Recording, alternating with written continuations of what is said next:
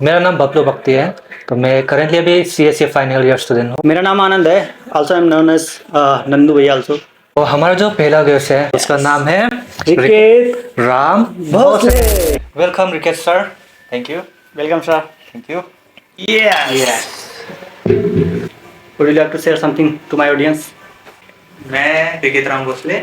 तो अभी हम NIT मिजोरम में हैं और अभी आज हमें बुलाया गया है इस नए कॉन्सेप्ट पॉडकास्ट के साथ में चाय एंड चैट्स। तो चलिए अभी देखते हैं, इसमें मैं शेयर करूंगा अपनी पूरी जर्नी। तो सर आपका पहला क्वेश्चन मैं पूछना चाहता हूँ, आप कहाँ से हो?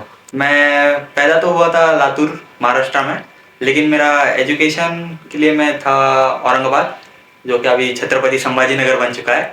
तो करंटली मैं वहाँ से बिलोंग करता हूँ।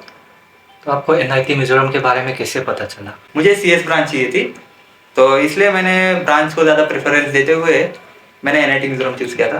एक्चुअली मुझे मेरे होम स्टेट में भी कॉलेज मिल रहा था, लेकिन दूसरा डिपार्टमेंट मिल रहा था, तो इसलिए वो नहीं चूज़ किया मैंने। तो आपने जब एडमिशन लिया था उस वक्त तो सब कुछ ऑनलाइन था, तो आपने मैनेज कैसे किया? सबसे पहले तो मैंने लैपटॉप ले लिया, क्योंकि उस टाइम पे मेरे पास सिर्फ फ़ोन था, तो क्लासेस ऑनलाइन होने वाले थे। शुरू में तो लगा था कि सब मैनेज हो जाएगा, लेकिन जैसे ही मिड सेम आ गए तो लगा सिलेबस काफ़ी आउट ऑफ हैंड्स चला गया है। उस टाइम तो हमें चैट GPT वगैरह आजकल जो चल रहा है, उस टाइम नहीं था, हमें पता भी नहीं था ये सब। तब काफ़ी मेहनत करनी पड़ी थी फर्स्ट ईयर में। और हाँ, ऑनलाइन में बस ऑनलाइन क्लास कभी कभी तो लगा कि सो भी जाते थे, पता भी नहीं चल जाता था कब नींद आ गई। तो दर्शकों को मैं बताना चाहूँगा, हम दोनों बैचमेट्स हैं। फर्स्ट सेमेस्टर में हमें असाइनमेंट दिया जाता था, तो बहुत ज़्यादा लोग क्रिकेट के ही आंसर डायरेक्ट अपलोड कर देते थे नाम तो बता के। वो कुछ ऐसा हुआ था। मुझे बड़ा शौक था एक्चुअली। मेरा जो स्ट्रॉन्ग सब्जेक्ट जो JEE के टाइम पे था वो फिजिक्स ही था। तो इंजीनियरिंग ड्राइंग में काफ़ी सारा मैकेनिक्स ही हमें पूछा जाता था, तो जो कि फिजिक्स के 11th स्टैंडर्ड में पढ़ाया जाता था, तो मेरा उसमें काफ़ी स्ट्रॉन्ग बेस था। तो फिर मैं जल्दी से असाइनमेंट करके अपने दोस्तों के साथ शेयर कर देता था। वो अभी ऑनलाइन में मैं किसी को जानता नहीं था, उनके भी दोस्त थे तो ये इतना फैल गया, पूरे बैच में फैल गया, मेरे ही असाइनमेंट सर्कुलेट हो रहे हैं। कभी कभी तो मैंने एक्चुअली एक हादसा बताता हूँ। मैंने मेरे दोस्त से पूछा था, मैं नाम नहीं बताऊंगा, एक सवाल था इंजीनियरिंग ड्राइंग का जो हो नहीं रहा था। तो मैंने मेरे काफ़ी दोस्तों से पूछा जो मेरे कोचिंग के टाइम में साथ में थे, उनसे भी वो हो नहीं रहा था। तो काफ़ी दिमाग लगाया, ट्राई किया, और उस टाइम पे ऑनलाइन सोर्सेज से भी ट्राई किया, लेकिन मिल नहीं रहा था। और तब हमें वो चेक या ऐसे कोई प्लेटफॉर्म पता भी नहीं थे, हम नए नए आए थे। तो खुद से सॉल्व किया, और जैसे सॉल्व हो गया तो मैंने एक्चुअली पहले लोगों से पूछा था कि ये हुआ है क्या, ठीक है। तो फिर जैसे सॉल्व हुआ मैंने भेज दिया जिसको भी चाहिए था, मतलब मदद करने के लिए दोस्तों को भेज दिया मैंने, क्योंकि डेडलाइन 2 दिन की बात थी ऐसे। उसमें से मैं भी एक था। तो बाद में मुझे ही मैसेज करके मेरा ही असाइनमेंट भेजा जा रहा था, क्योंकि ऑनलाइन में किसी को जानते नहीं थे। तो मुझे असाइनमेंट मेरा ही भेजते हैं और फिर बोलते हैं हियर, और बोलते हैं कि थैंक यू बोलने की जरूरत नहीं है जैसे कि आप लोग का ऑनलाइन क्लास हुआ था, बट अभी हम लोग ऑफलाइन ज्वाइन किए हैं। बट हम जानना चाहते हैं कि हम अलग तरीके से ऑफलाइन में चीटिंग कर सकते हैं और ऑनलाइन में अलग तरीके से, तो कैसे कैसे करते थे आप लोग, क्योंकि हमें तो हमारा पता है। तो जब हमारा फर्स्ट ईयर ऑनलाइन हुआ करता था, तो हमें एग्जाम पेपर्स और असाइनमेंट्स जो मिलते थे, वो सबसे पहले तो कोई एक सॉल्व कर लेता था। जनरली हमारे जो EEE के बैच के हैं, और हमारे बैच में भी काफ़ी हाँ, सारे हमारे बैच में तो वो शेयर कर देते थे ऑलरेडी सीधा व्हाट्सएप पे, जैसे जिसका हो जाता था। लेकिन उसे हम अलग अपने खुद के तरीके से लिखना पड़ता था, ये एक तरीका होता था। फिर चेंजेस करने पड़ते थे, चेंजेस खुद से करने पड़ते थे, वरना पकड़े गए तो बिल्कुल मार्क्स नहीं मिलने वाले थे। मेरे को ये भी जानना है, हमारा एग्जाम तो NCM वाइवा हुआ करता था, हाँ तो वो आपने कैसे मैनेज किया? हाँ, तो जो भी हमें सिलेबस में पढ़ाया गया था, तो नोट्स में जो इम्पोर्टेंट कीवर्ड्स दिख रहे थे मुझे, तो इम्पोर्टेंट कीवर्ड्स के जो डेफिनेशंस थे वो मैंने पहले याद कर लिए थे, ताकि कुछ बोलने आए ना आए, अगर कुछ सवाल पूछ भी लिया, भले ही एक्सप्लेन ना कर पाए, कम से कम डिफाइन तो कर पाए। कि भाई फर्स्ट ईयर से मेरे को एक चीज़ याद आया, तो हमारा सुबह 6 बजे योगा क्लास हुआ करता। ओह यस, आपने कभी अटेंड किया है? हाँ, तो योगा क्लास, आप लोगों में योगा क्लास भी होता था? हाँ, ये एक्चुअली फर्स्ट फर्स्ट सेमेस्टर में में हुआ करता था ऑनलाइन के टाइम पे। उसके बाद से बंद ही हो गया बस पता। पूरा बंद हो गया। तो उस टाइम ऐसा हुआ करता था कि कोरोना का टाइम चल रहा था, तो हमें कहा गया था, एक्चुअली जब हमारा ओरिएंटेशन चल रहा था तो कोई तो मैम थी, हाँ कोई एक मैम थी, नाम याद नहीं है फिलहाल। तो सुबह सुबह हमें योगा कराने के लिए, फिजिकल फिटनेस पे एक्चुअली ध्यान देने के लिए, क्योंकि उस टाइम कोरोना का टाइम चल रहा था और लोग घर से बाहर नहीं जा रहे थे, तो हमें हमारे कैमरा ऑन करके उन्हें फॉलो करना होता था। तो काफी लोग तो कैमरा ऑफ करके वैसे ही लेट के योगा देख रहे होते थे, और मैं भी उनमें से एक था। मैं नहीं कर रहा था। लेट के देखते थे। हाँ, बस लेट के देख रहे हैं, मैम योगा कर रही है, हम नहीं कर रहे हैं। कोई ऐसा इंसिडेंट है जो बहुत फनी है बट आपने अभी तक शेयर नहीं किया किसी के साथ, या फिर किया है तो बहुत कम लोगों के साथ किया है, आप बताना चाहेंगे? तो फर्स्ट ईयर में एक फनी ट्रेजेडी कह सकते हैं, कैसी? ट्रेजेडी। तो एक्चुअली हुआ ये था, हमारा एक सब्जेक्ट था सेकेंड सेमेस्टर में, इंजीनियरिंग ड्राइंग कह के। तो इंजीनियरिंग ड्राइंग था, इंजीनियरिंग ड्राइंग नहीं, मैकेनिक्स था। ये हम मैकेनिक्स सेम ग्रुप में थे। सेम ग्रुप में थे, मैं और बाबू सेम ग्रुप में थे एक्चुअली। तो इंजीनियरिंग मैकेनिक्स का सब्जेक्ट था, तो उसमें जब रिजल्ट आया तो मुझे पता चला कि मैंने जिन जिन के साथ असाइनमेंट से शेयर किए थे, उन्होंने बाकियों के साथ भी शेयर किए और उन्होंने बाकियों के साथ शेयर किया है। तो पूरे बैच में मेरा ही असाइनमेंट घुमा है।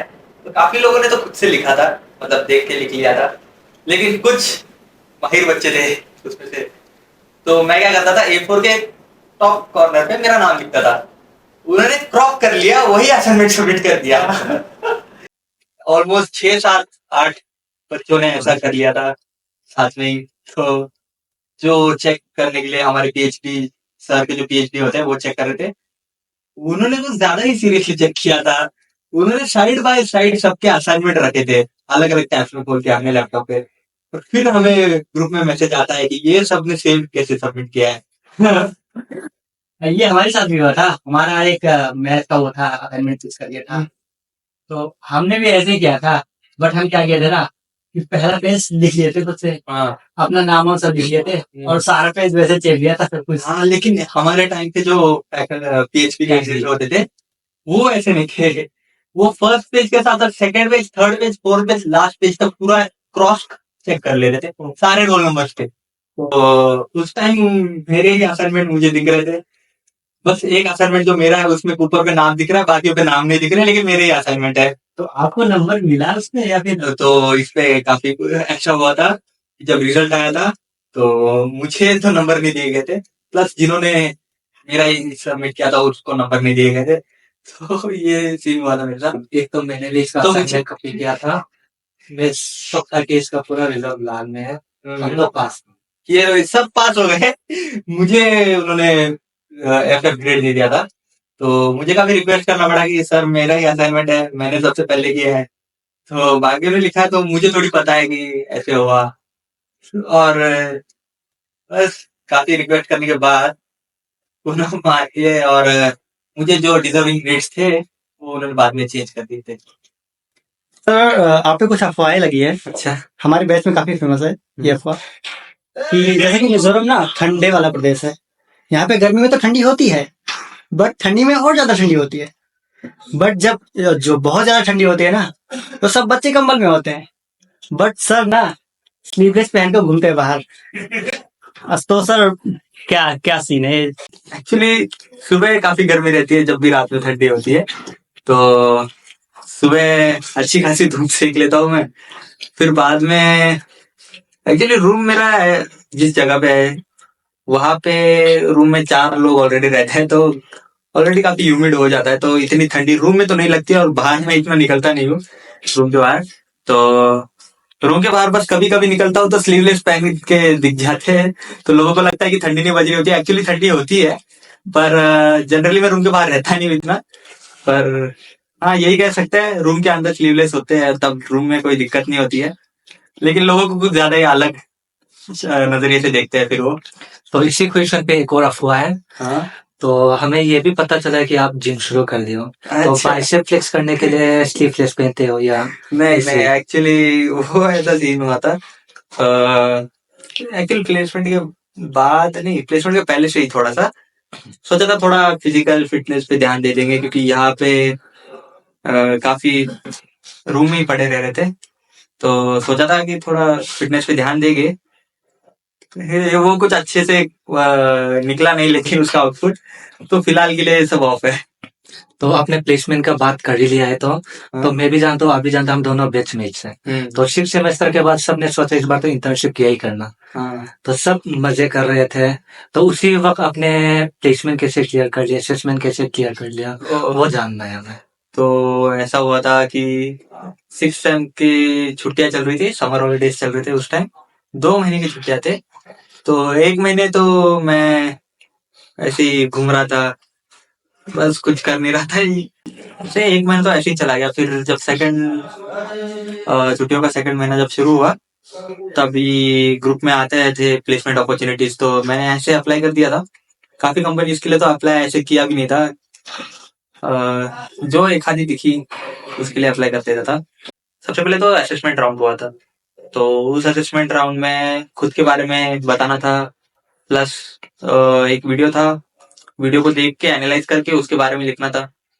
तो ये सब हुआ था। तो उस असेसमेंट के बाद मुझे नहीं लगता था, मैं उसको सीरियसली लिया नहीं था बिल्कुल भी। तो मैंने बस ऐसे हल्के हल्के में दे दिया था, क्योंकि उस टाइम मैं घर पे था, उस ऐसे माहौल भी नहीं था कि प्लेसमेंट होगा कुछ। ठीक है, तो ना कुछ सीरियसली लिया नहीं था। बबलू से भी मैंने बात की थी उस टाइम, तो लगा नहीं था कुछ होगा, ऐसे ही उस हल्के दिन मेरे को इसने बोला था, भाई ये असेसमेंट देके क्या ही करेंगे, तू भी सो जा। तो इसने मेरे को सोने को भेज दिया और मैंने एग्जाम दिया ही नहीं। तो बाद में देखता हूँ इसने भी तो एग्जाम नहीं दिया था, इसने कैसे किया? नहीं, एक्चुअली उस टाइम 2 एग्जाम चल रहे थे, 2 अलग अलग कंपनीज के। तो जो मैंने नहीं दिया था वो इन्होंने भी नहीं दिया था। एक मैंने दे दिया था, एक्चुअली उसका मेरे को आइडिया नहीं था कि होगा, तो मैंने बोला भाई क्या ही करना है इसका। तो ऐसे ही एकदम लेजी एटीट्यूड के साथ मैंने वो पहला वाला असेसमेंट निकाला था। तो जब छुट्टियां वो उस टाइम ऑलमोस्ट खत्म ही होने वाले थे, जब यहाँ पे आ गए थे वापस आने के बाद। सर ये मोस्ट ऑफ जूनियर्स जानना चाहते हैं कि जब प्लेसमेंट होता है, असेसमेंट सारे हो जाते हैं, सारा राउंड क्लियर हो जाता है, लास्ट राउंड बचता है इंटरव्यू का, तो इसमें कैसे कैसे क्या लिखना होता है, इसका सीन कुछ बताइए। तो जनरली सबसे मुश्किल वाला होता है सेकंड राउंड। लास्ट राउंड तो इजीली निकल आता है। तो पहला राउंड तो होता है असेसमेंट, इसमें तुम्हारी चेक करी जाती है एक्यूरेसी। तो असेसमेंट में जितने क्वेश्चन होते हैं ना, तुम्हें एक करेक्ट तो करनी है, प्लस तुम्हें मिनिमम टाइम लेना है। क्योंकि काफी लोग क्या करते हैं, असेसमेंट में करेक्ट क्वेश्चन करेक्ट आंसर देने के चलते टाइम ज्यादा ले लेते हैं, तो इस वजह से असेसमेंट क्लियर नहीं हो पाता है। तो ये एक गलती हो जाती है। तो असेसमेंट जैसे ही अगर आपका आधे घंटे मतलब 1 घंटे का है, तो आपको आधे घंटे के अंदर पूरा असेसमेंट कर लेना चाहिए, तब आपके चांसेस बढ़ जाते हैं। 40 मिनट भी ओके है। देखिए हम लोग ना, हमारा क्या कहते हैं, परमानेंट कैंपस में है। तो प्लेसमेंट के बेस पे जो हमारी कुछ चीजें होती है, इसमें से आप कितना रेट करना चाहेंगे अपने को? तो बैच वाइज डिपेंड करता है। तो पिछले बैच का तो मैं तो नहीं कर दूंगा, क्योंकि उनके बैच का काफी बढ़िया प्लेसमेंट हुए थे। पिछले बैच में एक्चुअली मेरी दिक्कत ये हुई थी कि वो उनके 2 साल ऑनलाइन में दिए थे। रजिस्ट्रेशन चल रहा है। रजिस्ट्रेशन बढ़िया है। उस साल की हम बात नहीं करेंगे, क्योंकि लगभग सारे कॉलेज का वो हाल था। हम अभी से बात करते तो हैं। अभी वापस इम्प्रूव हो रहा है, तो अराउंड 8 कह सकते हैं, क्योंकि रिसेशन अभी काफी बढ़ गया है, प्लस जॉब्स जो है वो काफी कम के जा रहे हैं। और ये अभी तक तो गाइस, ये जो प्लेसमेंट का सर ने रेटिंग दिया ना, ये इस बैच के लिए अभी तक जितने प्लेसमेंट है उस बैच पे दिया है। अभी तक बहुत सारे प्लेसमेंट पेंडिंग है, बहुत सारों का रिजल्ट आना बाकी है, और बहुत अभी तो पूरा 1 सेमेस्टर बाकी है। तो लगभग इसमें सारे बच्चे प्लेस हो ही जाएंगे। प्लेसमेंट मिल जाएगा, उसमें कोई दिक्कत नहीं है। तो NIT मिजोरम का टायर सिस्टम है, तो टायर सिस्टम करंटली 3 टायर पे चल रहा है इस बैच के लिए। तो अगर बिलो 480 है तो टायर में कंसिडर होता है, कितने बार भी अटेंड कर सकते हो। टायर 1 जो होता है वो 4 to 6 LPA का होता है, और फिर टायर 2 जो होता है, अगर आप टायर 1 में आपको एग्जाम मिल गया तो आप अबाउट टायर में ही बैठ सकते हो, उस टायर में वापस से नहीं बैठ पाओगे। तो 4 to 6 के बाद 6 to 10 का एक टायर 2 होता है। फिर अब टायर 3 जो होता है वो 10 to 15 का होता है। तो अगर आप किसी एक टायर में आपको ऑफर मिल जाता है तो आप उसके ऊपर वाले टायर में बैठ सकते हो और 2 ऑफर अवेल कर सकते हो, तीनों टायर्स में इंक्लूडेड, तीनों टायर्स मिला के 2 ऑफर आप ले सकते हो। प्लस अगर 15% भी अगर आपका लग जाता है तो वो टायर वो ड्रीम जॉब कंसिडर हो जाता है। तो इसमें अगर आपको एक बार लग गया तो आप दोबारा प्लेसमेंट में नहीं बैठते। चाहे आपका एक ही कंपनी में लगा हो, चाहे एक में लगाओ, आप दोबारा नहीं बैठते। मतलब एलिजिबिलिटी खत्म हो जाती है, एलिजिबिलिटी खत्म हो जाती है। कॉलेज से ऑफ कैंपस आप कितने के अप्लाई कर सकते हो आपके पास? ऑफ कैंपस तो कोई सी नहीं है, 1 करोड़ हो 4 करोड़ हो, कुछ कोई दिक्कत। अगर आप सेटिस्फाइड हो प्लेसमेंट से, सेटिस्फैक्शन एक तरीके से सेटिस्फैक्शन तो है कि कुछ हाथ में है और ग्रोथ होते रहनी चाहिए, इसलिए ऑफ कैंपस पे ट्राई करते रहना चाहिए। सर एवरीवन नोस की सीएससी में ग्रोथ जो प्लेसमेंट लगते हैं सीएससी में, वो ग्रोथ काफी अच्छे परसेंटेज के साथ होती है। तो मतलब इसीलिए आप शायद टेंशन टेंशन फ्री यार, एक तरीके से टेंशन कम हो गया है, टेंशन फ्री तो कोई नहीं होता है। तो अभी करंटली तो यही है कि 2 ऑफर है, लेकिन ऑफ कैंपस भी ट्राई करते हैं, क्योंकि जितना आप ट्राई करते रहोगे उतने आप आगे बढ़ते रहोगे, क्योंकि रुकना नहीं होता है कहीं पे भी। ऐसे नहीं हो कि संतुष्ट होकर बस बैठ गया और फिर बस एक बार इंसान बैठ जाता है तो वो अगर कंफर्ट जोन में चला गया तो फिर बाहर निकलना बहुत मुश्किल हो जाता है। तो इसलिए हमें मेहनत करते रहनी चाहिए। तो मेरे पास एक पर्सनल क्वेश्चन, ओके, जैसे कि हम दोनों दोस्त, तुम तो मेरे को पता है कि आप हर समय मूवी देखते रहते हो, तो दोनों स्टडीज और मूवीज कैसे मैनेज करते हो? ओके, तो ये सवाल ये मैं कहना चाहूंगा, मैंने तो मेरे दोस्त का नेटफ्लिक्स तक ले रखा है, तो काफी मूवीज देखता हूँ मैं। कौन सी मूवी पसंद है आपको? एक्चुअली मैं साईफाई मूवी ज्यादा देखता हूँ, साईफाई प्लस एडवेंचर, जिसमें थ्रिल हो ज्यादातर। ये मूवीज में कंसिडर करता हूँ, प्लस पुरानी मूवीज भी देख लेता हूँ। एग्जाम टाइम में भी अगर मुझे कोई मूवी का अगर सीन दिख गया तो मेरा ऐसा होता है ऑब्सेशन कि मैं वो पूरी मूवी देख लूंगा, भले एग्जाम चल रही हो। तो ऐसा कह सकते हैं कि डेडिकेशन मेरा हर चीज को लेके वैसे ही मान सकते हैं, भले पढ़ाई को लेके हो या मूवीज को लेके हो। अगर मैं मूवी देखना शुरू कर दूं पूरा खत्म करे मैं छोड़ूंगा। हमारे साथ एक इंसिडेंट हुआ था सेकंड ईयर में, हमारा लेप एग्जाम था 15 में। तो ये मेरे को बोले भाई लेप एग्जाम का पढ़ के क्या करेगा, इसने मेरे को 3 मूवी देखा था और अगले दिन इसने मेरे को पूरा रिव्यू मांगा। उस दिन आपने भी पढ़ाई नहीं किया था या मेरे को पढ़ने के लिए? नहीं ऐसा नहीं था। तो उस टाइम ऐसा था कि मैंने मूवी देख ही रहा था ऐसे ही, तो मुझे मूवीज काफी बढ़िया लगी और मैं ऐसे चाहते रहता हूँ कि जो मूवी मुझे को बढ़िया लगे दूसरों को सजेस्ट करता हूँ, क्योंकि दूसरे लोग काफी मूवीज देखते हैं लेकिन बढ़िया नहीं लगते, तो अच्छी मूवीज रहती है तो मैं सजेस्ट कर देता हूँ दोस्तों को भी, तो वो लोग भी देख लेते हैं।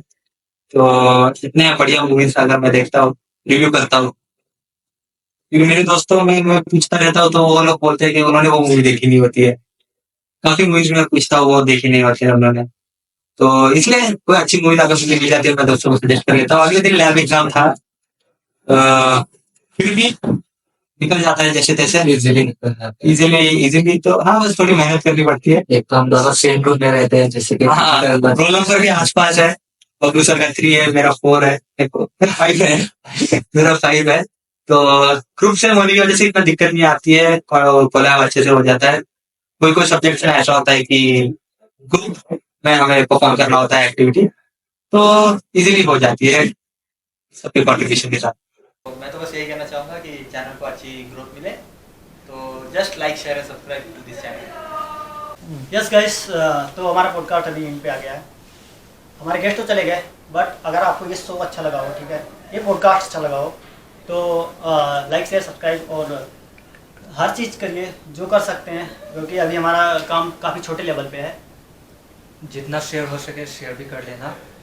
और ये हमारा बैक कैमरा में जो भी काम में हेल्प किया था, ये हमारा चकमा भाई ने हेल्प किया था। इससे भी आप लोग अगर सब्सक्राइब कर दोगे तो थोड़ा सही रहेगा। नंबर 1 ब्लॉगर ऑफ इंस्टीट्यूट हमारे सर हैं। तो मैं भी छोटा मोटा ब्लॉगर हूँ गाइस, मैं भी वीडियो बनाता हूँ, लेकिन पता नहीं आप लोग को अच्छा लगेगा कि नहीं लगेगा मेरा कंटेंट। और अगर आप लोग चाहोगे तो मेरा चैनल को भी ये चेकआउट कर सकते हो, और अच्छा लगा तो सपोर्ट करना। मेरा चैनल का नाम है बलपे चकमा ब्लॉग्स। आप लोग भी अगर सजेशन दे सकते हो तो दे सकते हो कि अगला गेस्ट किसको बुलाए हम लोग। तो इसी के साथ ये वीडियो को एंड करते हैं, और सभी लोग लाइक करना, शेयर करना और सब्सक्राइब करना।